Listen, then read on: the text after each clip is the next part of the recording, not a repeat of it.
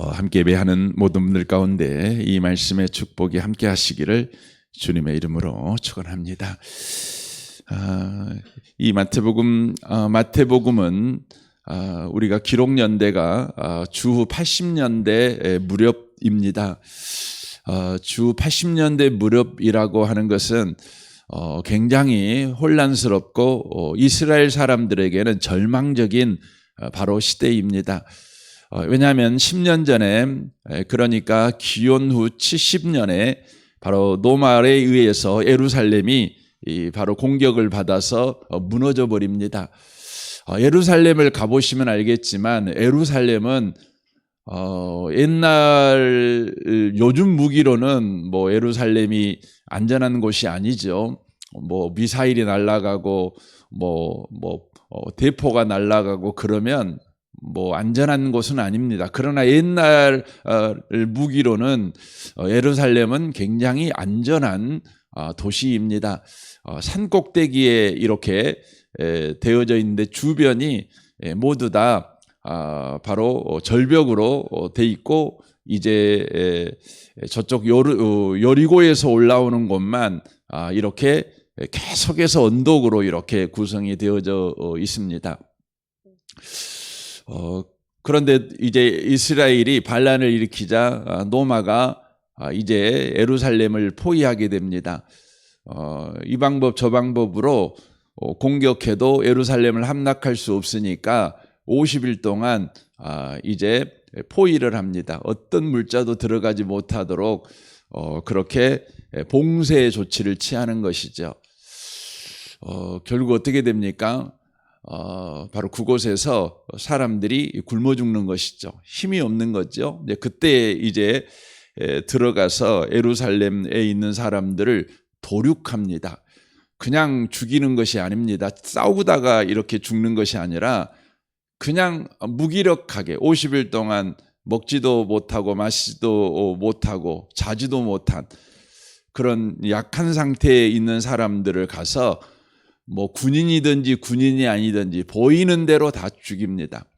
심지어 어린아이들은 그 발을 들어서 그냥 돌에 맺혀서 아이들을 바로 죽이죠. 정말 심각하고 잔인한 일이 바로 벌어지게 되어집니다.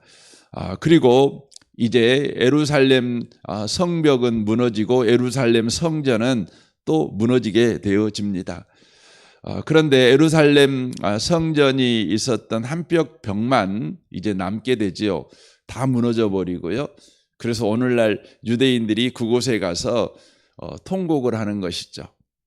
회복시켜 달라고 통곡을 하는 것이죠. 그것이 바로 통곡의 벽이죠. 도시는 불타버리고 사람들은 죽습니다. 그리고 겨우 살아남은 사람들은 이제 예루살렘에서 도망가 난민이 되는 겁니다. 나라 없는 민족, 보호받지 못하는 바로 민족이 되는 것이죠. 요즘 우리는 전쟁을 통해서 수없이 많은 난민들의 이야기를 듣습니다. 여러분, 난민이라는 것은 살아있으나 살아있는 사람들이 아닙니다. 누가 가서 죽여도 그는 살인죄가 되지 않는 그런 사람들이죠. 그리고 남은 사람들은 노예로 끌려가게 되어집니다. 정말 비참한 일이 바로 예루살렘에 일어났던 것이죠. 그리고 10년 세월이 지났습니다. 여러분, 10년 세월이 지난다고 해서 그 상처가 시 아물겠습니까? 다 무너져버린 생활 여건이 그렇게 빨리 재건될 수는 없는 것 아니겠습니까? 그런 상황에서 사람들은 희망을 가질 수가 없는 것이죠. 그들이 하나님을 믿는 사람인 까닭에 이런 상황에서 하나님은 뭐 하십니까? 이런 질문이 곧바로 그들에게 나올 것입니다. 하나님, 왜 우리에게는 기다리는 메시아를 보내주지 않으십니까? 저 노마의 지배에서 우리를 해방시켜 줄 줄 알았는데 도리어 노마에 의해서 우리가 돌 위에 돌 하나도 남지 않고 완전히 멸망당해 버렸습니다. 우리에게 메시아는 언제 오는 것입니까? 우리에게 희망은 무엇입니까? 이렇게 그들이 절망 가운데 있었을 때에 바로 교회가 전한 메시지가 바로 복음입니다. 복음입니다. 그러니까 이 마태복음이라고 하는 것이 그런 현실 속에서 쓰여진 바로 책이라는 것을 여러분과 제가 놓치시면 안 됩니다. 여러분, 그런 상황에서 복음이 복음될 수 있는가? 이 질문에 대한 답이 바로 이 마태복음 이야기입니다. 저와 여러분의 현실에서 우리는 복음을 만나게 되지요.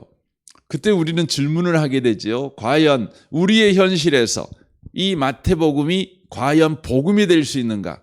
기쁜 소식이 될 수 있는가? 승리의 소식이 될 수 있는가? 이 질문을 우리가 할 수밖에 바로 없다고 하는 것이죠. 이 복음이라는 이 헬라어 단어가 유한겔리온입니다. 유한겔리온.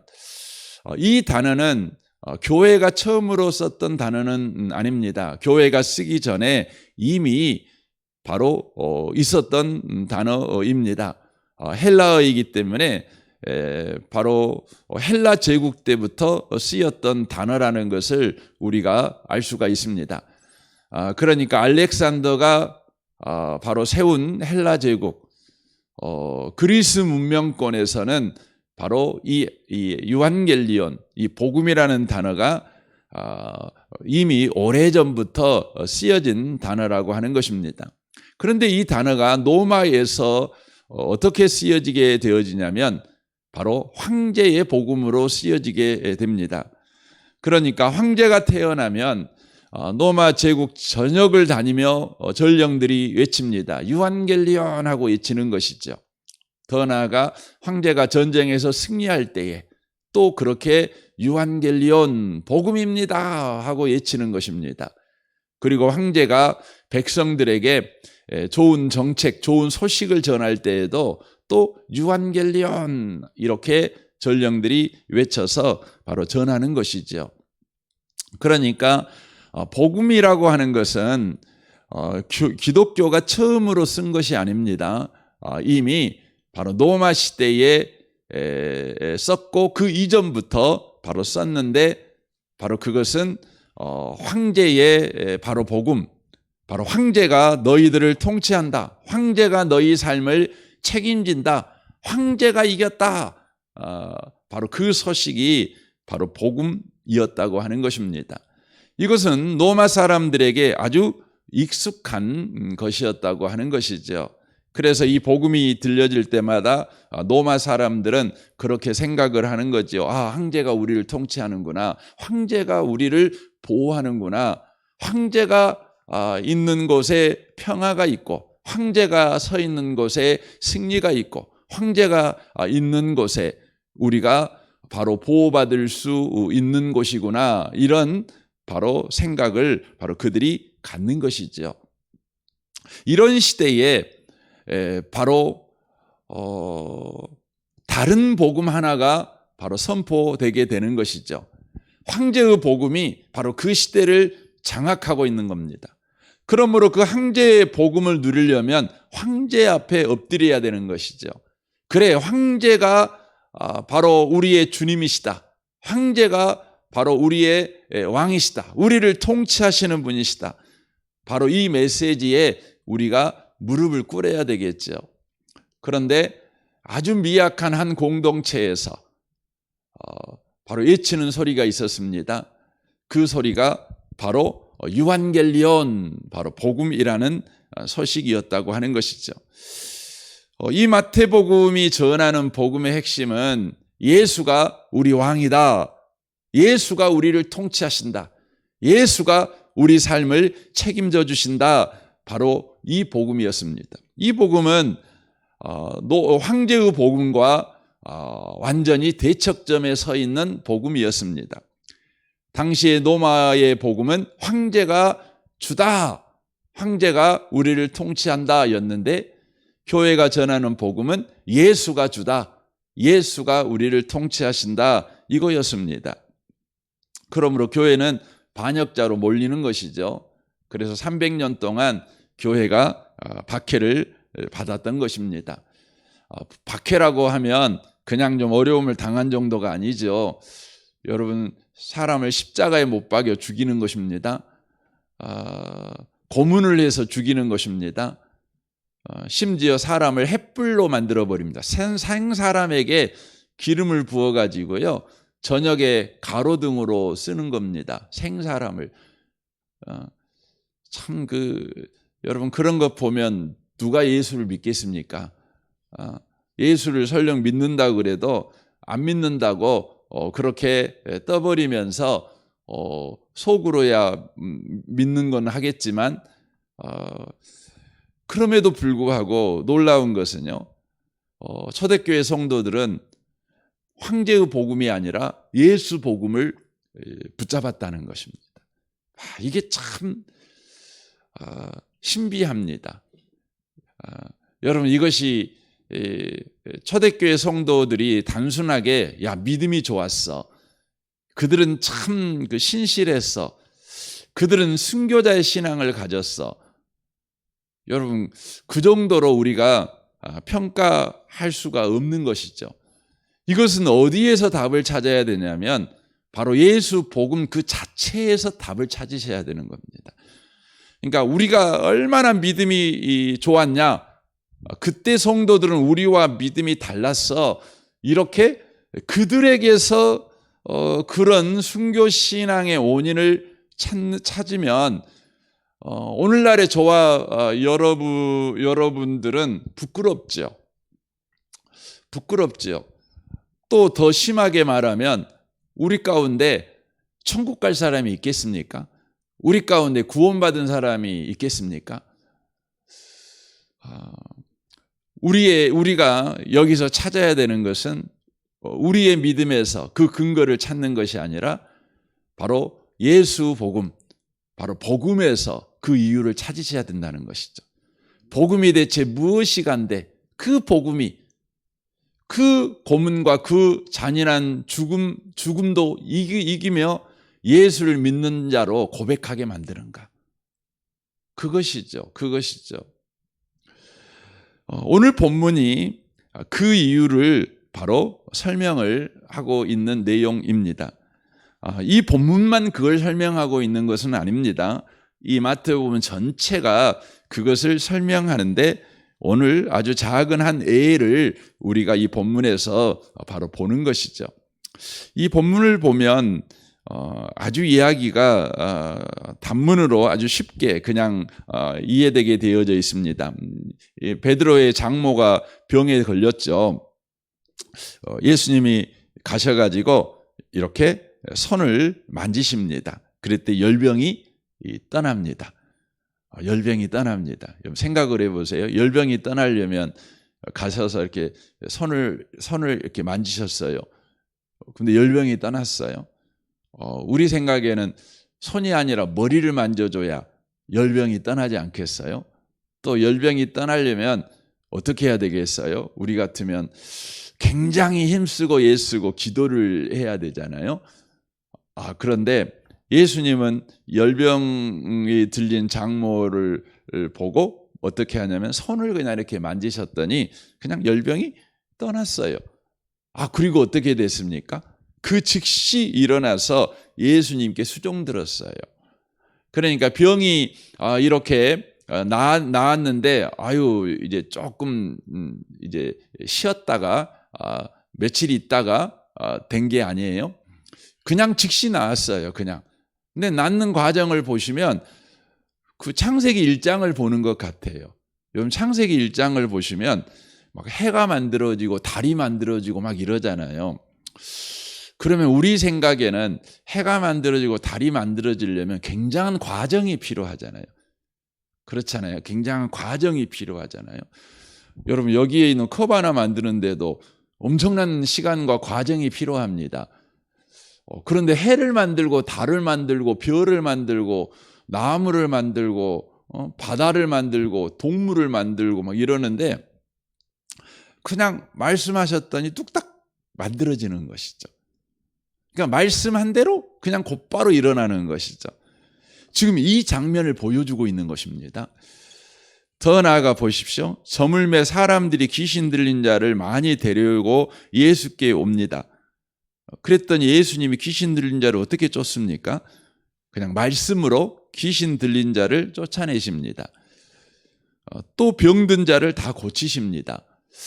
그러니까 여기를 보시면 우리가 흔히 귀신을 쫓아낸다고 할 때에 이제 하는 방식하고 예수님이 하는 방식이 많이 다른 걸 보게 됩니다. 우리 영화를 보면 어떤 신부님이 나와가지고 그냥 테마를 한다는 그런 걸 하잖아요. 뭐 우리 용어로는 축사라고 그러잖아요. 근데 뭐 세상에 뭐 테마 막 이런 거 하더라고요. 막 십자가를 막 머리에 대고 막 성수를 뿌리고 막 그 라틴어로 막 뭐라고 하고 막 이런 걸 하잖아요. 그런데 지금 예수님은 뭐 하고 있냐면 그냥 말씀을 하셨어요. 말씀을 하신 거예요. 그랬더니 귀신이 그냥 나갔어요. 병도 나갔어요. 여러분, 말씀을 했다는 것은 무력을 사용했다는 말이 아니에요. 어떤 힘을 사용했다는 것이 아니에요. 여러분, 말씀이라는 건 뭐냐면 인격이에요. 인격을 사용하신 거예요. 그러니까 여러분, 우리가 보통 싸움할 때 우리가 흔히 하는 말로 뭐라 그래요?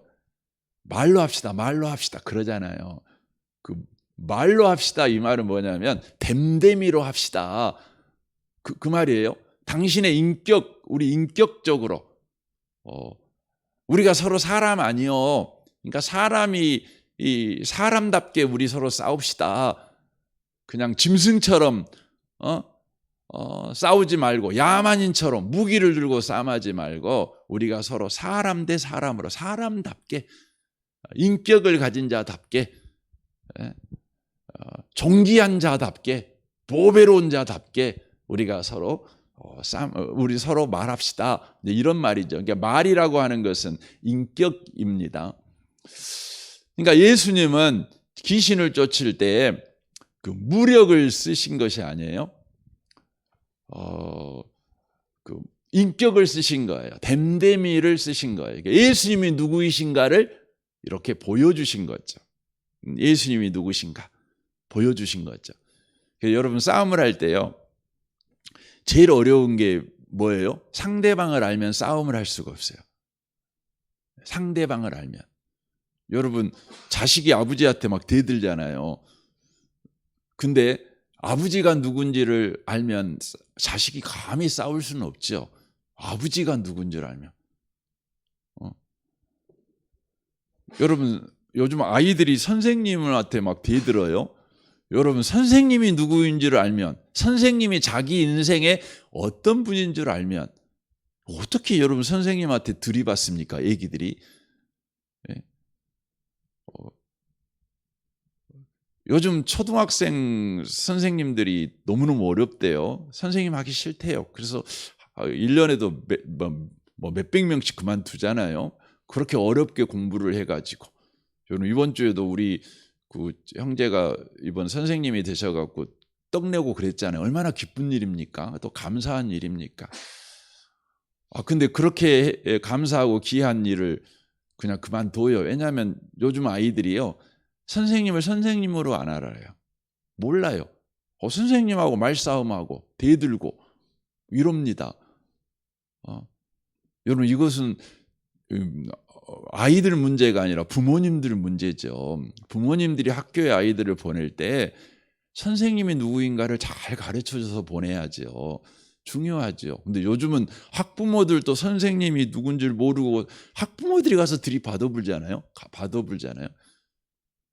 우리 어렸을 때는 선생님한테 맞고 왔다 그러면 집에서 더 맞잖아요. 네가 어떻게 했거니 선생님이 너를 때리냐. 더 맞아요. 그러니까 선생님들이 귀한 줄 알잖아요. 여러분, 귀신이요, 왜 예수님 말씀 듣고 나갔을까요? 예수님이 예수님답게 하니까 귀신이 나가는 거예요. 이걸 보여주는 것입니다. 병도 마찬가지죠. 이 앞주에 말씀 나눴던 것 같이 예수님은 모든 것의 주권자시죠. 병도 예수님의 주권 아래 있지 않습니까? 그러니까 예수님이 병하고 싸울 필요는 없지요. 얘기입니까? 병하고 같은 수준입니까? 병하고 안 나갈래, 나가, 이렇게 할 필요가 없잖아요. 예수님은 왕이시잖아요. 병은 예수님이 쓰시는 거죠. 필요에 따라 쓰실 수 있죠.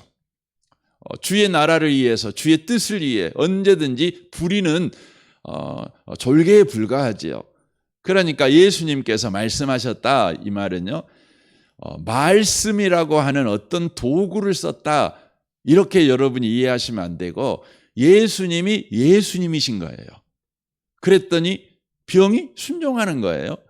귀신이 순종하는 거죠. 창조주가 창조주로 그 앞에 나타나니 피조물인 귀신이 말을 들을 수밖에 없는 것이죠.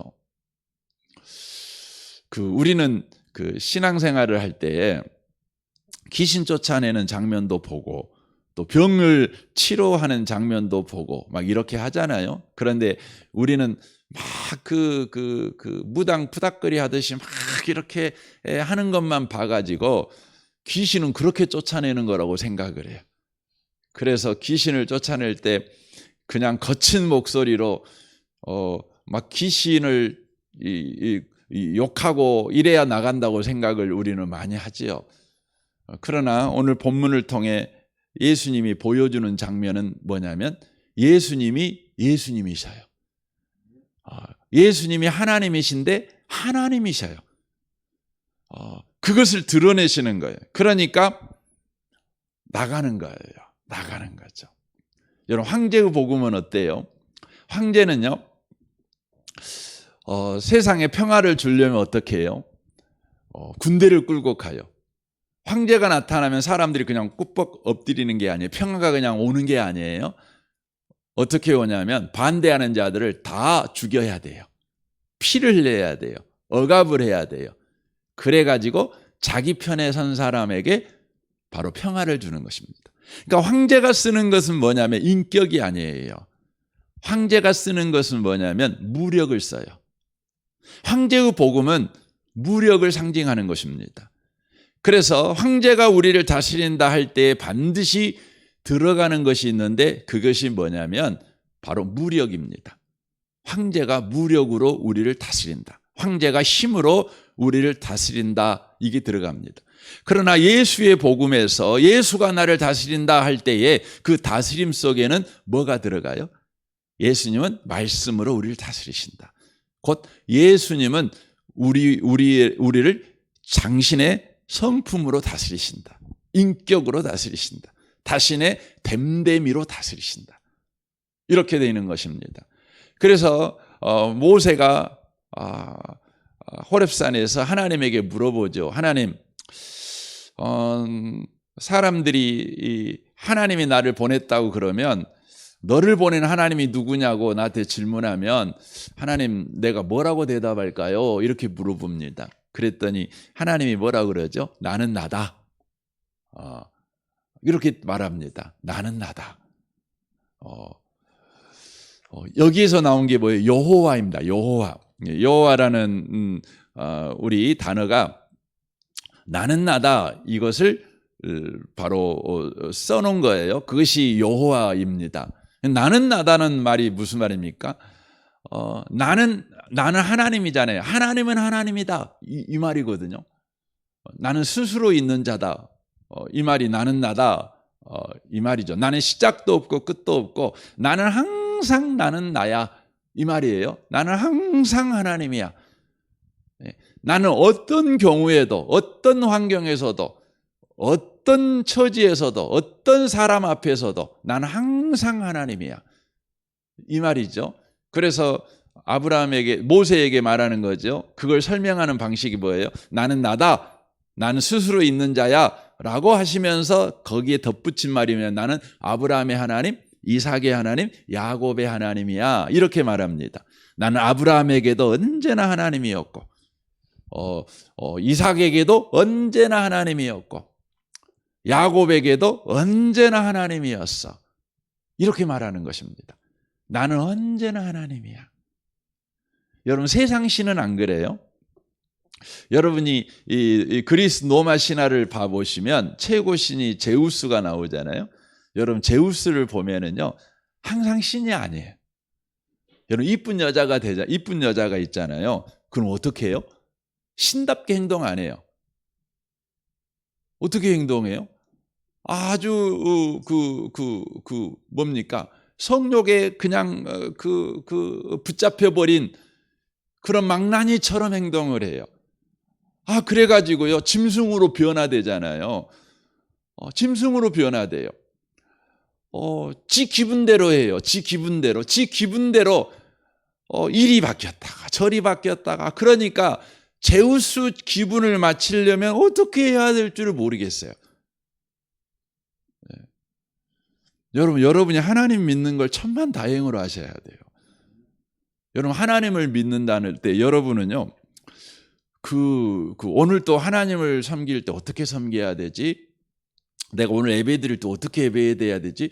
오늘 하나님은 어떤 기분일까? 오늘 하나님이 어떤 짐승으로 오늘은 변장했지? 어저께는 소였는데 오늘은 사자일까? 그러면 소는 여러분 어떻게 예배드려야 되겠어요?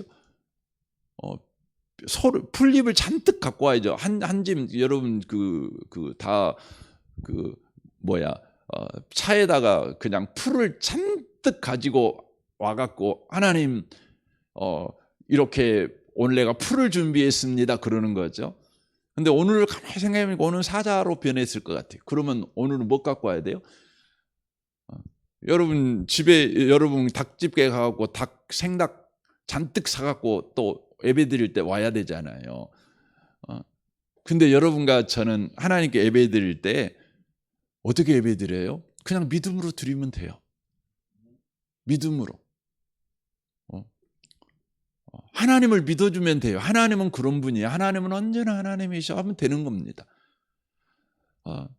여러분 무당을 만나면은요, 무당들이 그러잖아요. 사람 따라서 내놓으라는 재물이 달라요. 액수가 달라요. 그렇죠. 너 당신은 10만 원 내놔, 당신은 100만 원 내놔, 뭐 이럽니다. 액수가 다릅니다. 여러분, 세상 신들은요 항상 바뀌어요. 그러니까 정을 잡을 수가 없어요. 뭘 좋아하는지 정확하게 모르겠어요. 그래가지고 재수 좋은 날 여러분 그 신하고 여러분이 가지고 온 거하고 그날 아다리가 돼갖고 탁 맞으면 그날 뭔가 대박 난 것 같아. 그러니까 결국은 여러분 신앙생활도 뭐예요? 운이에요. 운. 로또 복권 당첨되는 것 같아요. 여러분, 그렇게 신앙생활을 할 수는 없지요. 그런데 세상 신을 믿는 사람은 그렇게 신앙생활을 할 수밖에 없어요. 왜냐하면 신이 신답지가 않거든요. 신이 변화무쌍하거든요. 그런데 하나님은요 말씀하셔요. 나는 아브라함의 하나님, 이삭의 하나님, 야곱의 하나님이다. 나는 언제나 하나님이셔. 나는 언제나 하나님답게 행동을 해. 그것입니다. 오늘 본문에서 지금 열병을 치료하시는 예수님의 모습과 귀신을 쫓아내는 예수님의 모습과 또 각종 병을 고치시는 예수님의 모습은 똑같아요. 방식이 뭐냐면 힘이 아니에요. 인격이셔요. 됨됨이셔요. 하나님한테 됨됨이란 표현을 쓰는 게 참 불경스럽지만 하나님의 하나님다우심이에요. 하나님이 누구이신가를 드러내시는 거예요. 저는 귀신을 쫓아내는 장소를 많이 본 건 아닙니다. 그러나 귀신을 쫓아내는 그 장소를 제가 한 서너 번 본 적이 있습니다. 한국에서 귀신을 쫓아내는 어떤 집회, 그런 걸 본 적이 있죠. 근데 그 집회에 참여했을 때 이제 귀신 들린 사람을 내 앞에 딱 세워놓고 이제 그 귀신을 목사님이 그 사람의 머리에 손을 얹고 막 야단을 치고 막 몸을 때리고 또 거기에 있는 온 성도들은 또 일심으로 그 앞에 있는 성도 세워놓고 그냥 귀신을 쫓아내는 이런 걸 합니다. 이제 제가 가르쳤던 학생이었어요. 그 학생은 고등학교 2학년 때까지는 정말 얘가 정말 공부도 잘하고 예쁘게도 생겼고 정말 착한 아이였거든요. 근데 고3이 되더니 얘가 갑자기 고3의 그런 병이 있잖아요. 압박, 이것 때문에 얘가 주눅이 들었어요. 그래가지고 갑자기 얘가 달라지기 시작했어요. 그런데 교회는 그 아이를 귀신 들렸다고 판정을 했어요. 그래서 그 아이를 그 귀신을 쫓아낸다는 그런 어떤 집회가 있었어요. 그냥 수련회 같은 것이었는데 거기에 데리고 가가지고 이제 그렇게 한 거죠. 제가 많이 놀랐어요. 그래서 그 아이를 얼른 급하게 제가 끄집고 내가 나온 경험이 있어요. 그렇지만 그것이 그 아이한테 굉장한 충격이었어요.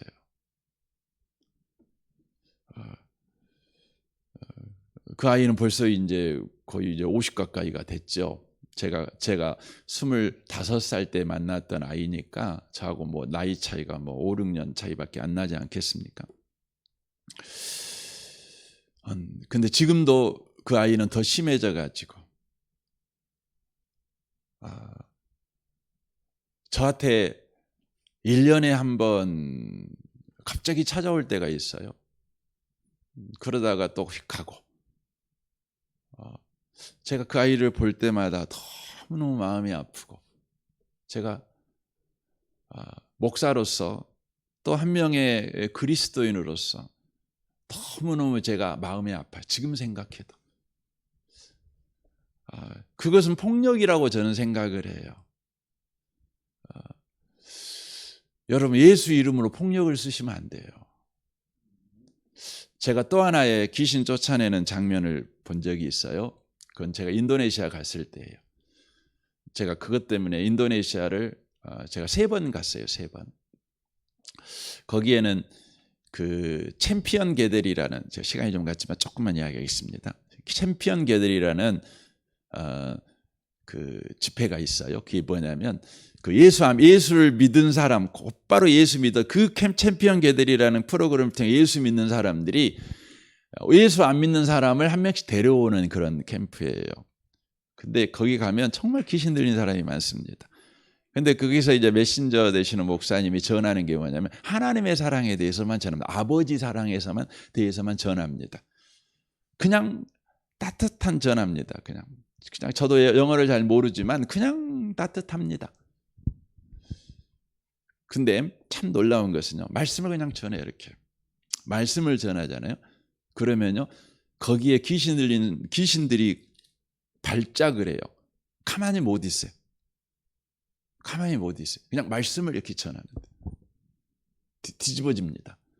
그러면 그 옆에 있는 지체들이 가가지고 그 아이를 인격적으로 대해줘요.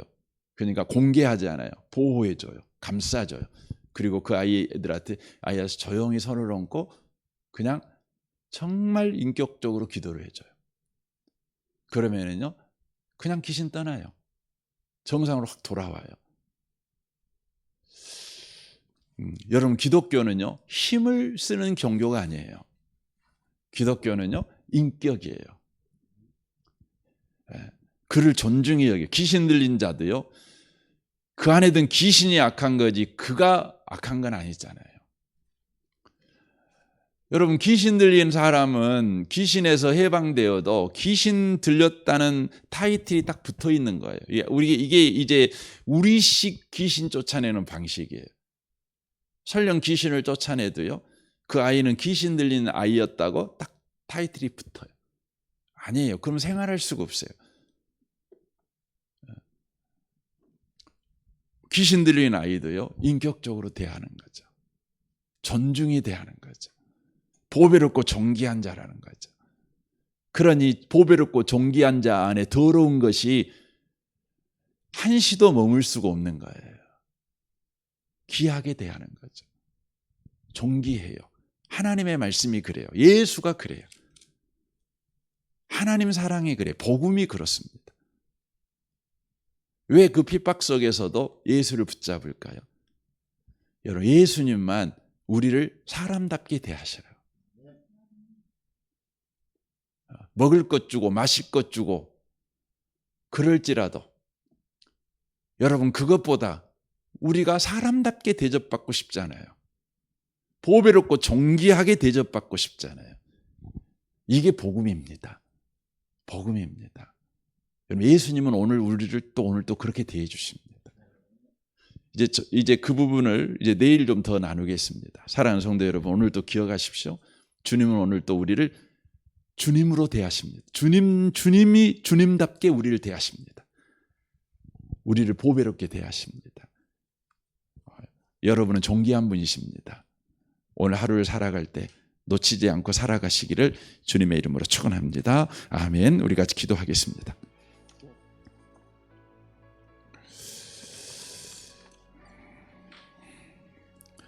오늘 말씀을 우리 생각하면서 주님, 그렇습니다. 예수를 믿는 것은 예수님이 항상 예수님이십니다. 하나님이 항상 하나님이십니다. 그분은 우리를 귀하게 여기시고 보배롭고 존귀하게 대하시는 분이십니다. 날마다 우리를 인격적으로 대해 주시는 분이십니다. 그러니 그분을 만나면 좋습니다. 그분을 만나면 자유입니다. 안심이고 비로소 만족이 옵니다. 그 주님을 어찌 버립니까? 주님, 오늘 하루도 주님 안에 있는 우리 인생 기억하게 하시고 오늘 또 만족하며 살아가는 한 날이 되게 하옵소서. 여러분 자신과 여러분 가정과 직장 생활을 위해서, 여러분의 모든 관계를 위해서, 부모 관계, 배우자 관계, 자녀 관계, 또한 이웃과 관계, 교우 관계를 위해 기도하십시오. 우리 유치부 아이들을 위해 기도해 주시고 유치부 교사들을 위해 기도해 주십시오. 정선마을 우리 장로님과 순장 선원들을 위해서, 이 나라를 위해서, 이 민족을 위해서, 북한과 열방과 또 지금 전쟁 가운데 있는 도처에 주님, 저들의 생명을 귀하게 여겨 주옵소서. 한 명이라도 그냥 비참하게 죽지 않기를 원합니다. 주님, 예수 복음이 들어가게 하시고 한 명이라도 더 예수 믿는 일이 일어나게 하옵소서. 전쟁이 빨리 멈추게 하여 주옵소서. 여러분 기도해 주십시오. 우리 좋으신 주님께 통성으로 구하겠습니다. 기도하겠습니다. 오 하나님 아버지, 감사합니다. 오 주님 감사합니다.